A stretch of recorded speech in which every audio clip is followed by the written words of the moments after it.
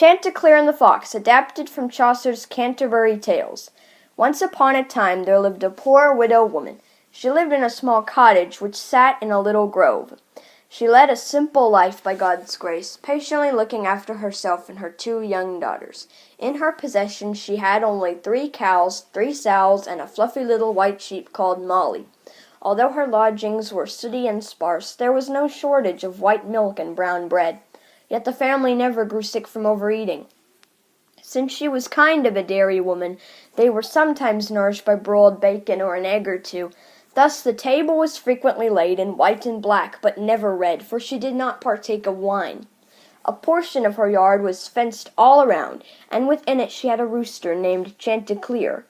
For his crowing, none equaled him in all the land. In fact, his crowing was more trustworthy than the best-made clock, and his voice merrier than any church organ.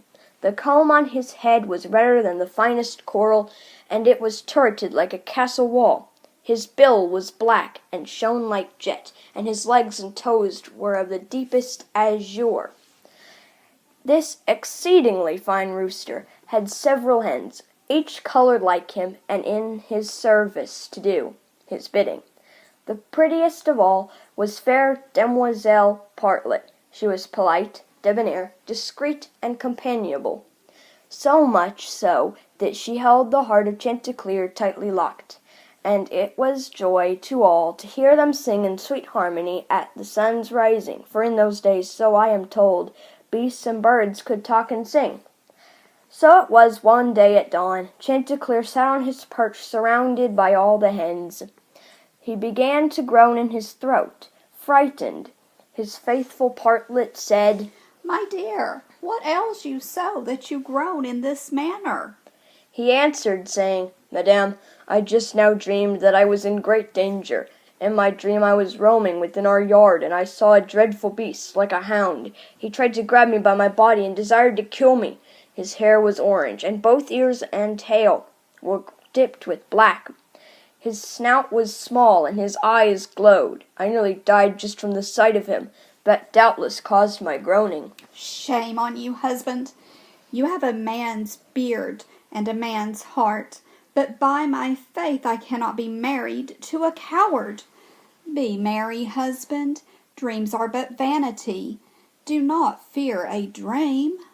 "Thank you, Madame Partlet. I do say you have given good advice, and when I see the beauty of your face, my fear melts away." With these words he flew from his perch, for it was day, and it was time to call the hens to the grain which was scattered about the yard. No longer in fear, he began to strut, as regal as a prince, barely setting his foot to the earth.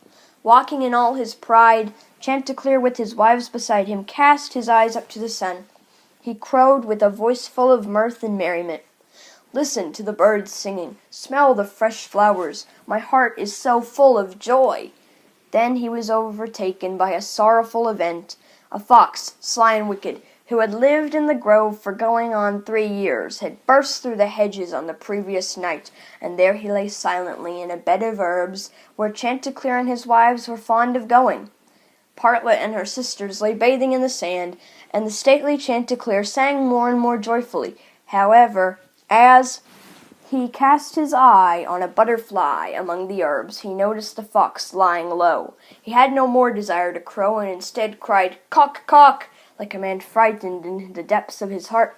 Chanticleer would have ran at once, but the fox said, "My dear sir, where are you going? Are you afraid of me?